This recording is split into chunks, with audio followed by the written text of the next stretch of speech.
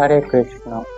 আজ আমরা অত্যন্ত একটি গুরুত্বপূর্ণ বিষয় সম্পর্কে জানব, যেটি হচ্ছে এই ভগবত ভক্তি পন্থার হচ্ছে অত্যন্ত গুরুত্বপূর্ণ জিনিস। কারণ এটি হচ্ছে গুরু গ্রহণের প্রয়োজনীয়তা। অর্থাৎ এই ভগবত ভক্তি পন্থাতে আমরা যদি আসতে চাই, আমাদের অবশ্যই কোনো না কোনো গুরুর পাদপদ্ম আশ্রয় গ্রহণ করে ভগবানকে জানতে হবে। গুরু গুরুর আশ্রয় ব্যতীত আমরা ভগবানকে কখনোই জানতে পারবো না। কারণ ভগবানকে সরাসরি জানা হচ্ছে অসম্ভব। এটি হচ্ছে সমস্ত শাস্ত্রতেই এই কথা বর্ণিত আছে। তাহলে আমরা ভগবানকে কিভাবে জানতে পারবো? ভগবানকে আমরা তখনই জানতে পারবো যদি আমরা কোনো ভগবানের শুদ্ধ ভক্তের কৃপা লাভ করতে পারি। ভগবানের শুদ্ধ ভক্তের কৃপার মাধ্যমেই একমাত্র ভগবানকে জানা সম্ভব। অন্যথায় আমরা যদি নিজেদের চেষ্টার মাধ্যমে কোনো কারোর আশ্রয় ব্যতীত যদি আমরা জানতে চেষ্টা করি, আমরা কখনোই ভগবানকে সম্পূর্ণরূপে জানতে পারবো না। কারণ আমরা এই জড়জগতে আমাদের হচ্ছে বিভিন্ন প্রকার সীমাবদ্ধতা রয়েছে। আমাদের হচ্ছে মস্তিষ্ক হচ্ছে সীমিত, আর ভগবানকে জানার জন্য প্রয়োজন হচ্ছে বৈদিক জ্ঞান। আর এই বৈদিক জ্ঞানের সীমা হচ্ছে অপার। অর্থাৎ আমরা এই সীমিত মস্তিষ্কের মাধ্যমে কখনোই আমরা সমস্ত বৈদিক জ্ঞান অধ্যয়ন করতে পারবো না। আর যদি অধ্যয়ন করেও থাকি, কোনটি গ্রহণযোগ্য এবং কোনটি কোন সময়ের জন্য প্রযোজ্য সেটি আমরা কখনোই নির্ণয় করতে পারবো না। তাই আমাদের সকলেরই উচিত হচ্ছে তত্ত্ববেত্তা গুরু, অর্থাৎ যিনি শাস্ত্র সম্বন্ধে প্রগাঢ় অভিজ্ঞতা রয়েছে, সেই সমস্ত তত্ত্বদ্রষ্টা গুরুর সান্নিধ্য থেকে আমাদের ভগবত ভক্তি অনুশীলন করতে হবে এবং ভগবানকে জানতে হবে। কারণ শাস্ত্র হচ্ছে, যেহেতু আমরা বলেছি বৈদিক সাহিত্য হচ্ছে অপার, অর্থাৎ সীমাহীন। এই সীমাহীন সাহিত্যের মধ্যে হচ্ছে কোনটি হচ্ছে অত্যন্ত গুরুত্বতম তথ্য, সেগুলি আমরা অতি সহজেই জানতে পারবো যদি আমরা সদ্গুরুর চরণ আশ্রয় করি।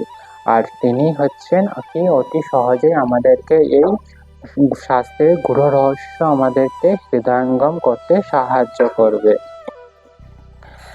ঠিক যেমন আমরা এই জড়জগতে যদি আমরা কোনো বিদ্যা লাভ করতে চাই, তাহলে আমাদের কি করতে হয়? কোনো স্কুল বা কলেজ বা কোনো শিক্ষকের আনুগত্যে আমাদেরকে অবশ্যই বিদ্যা অর্জন করতে হয়।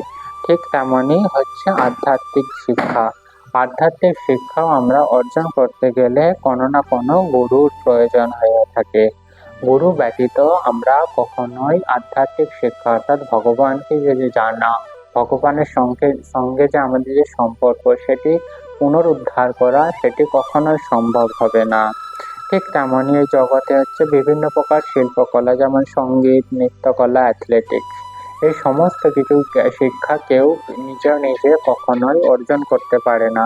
কোনো না কোনো গুরুর সান্নিধ্য থেকে আমাদেরকে অর্জন করতে হয়।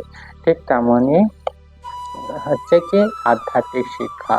যেহেতু জড়জাগতিক শিক্ষার জন্য আমাদেরকে কোনো না কোনো গুরুর আশ্রয় নিতে হয়, আধ্যাত্মিক শিক্ষা জড়জাগতিক শিক্ষার অনেক ঊর্ধ্বে এবং অনেক উচ্চতম। তাই এই উচ্চতম শিক্ষা যদি আমরা অর্জন করতে চাই, আমাদের অবশ্যই কোনো না কোনো সদ্গুরুর আশ্রয়ে আমাদেরকে অর্জন করতে হবে।